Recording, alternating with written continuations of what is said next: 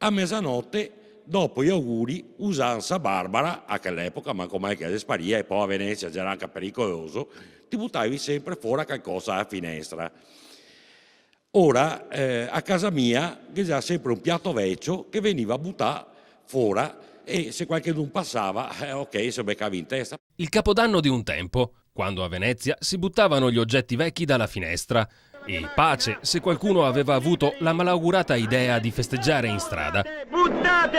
Anno nuovo, roba nuova! Buon anno!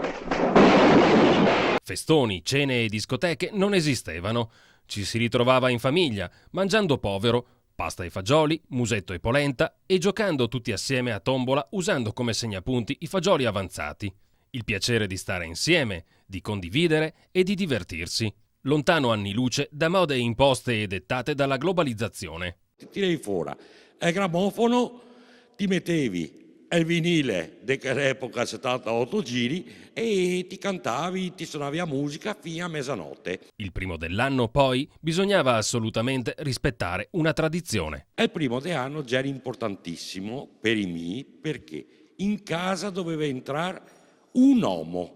Il primo che entrava in casa doveva essere un uomo. Se già una donna già sfiga per tutto quanto l'anno, proprio da piangi e urli. Mi ricordo mia mamma che ha fatto la malattia una volta che per caso se entra una donna, ecco questa qua ogni volta che succedeva magari espande il brodo per terra diceva ecco colpa de e a Maria che sei entrata il primo dell'anno.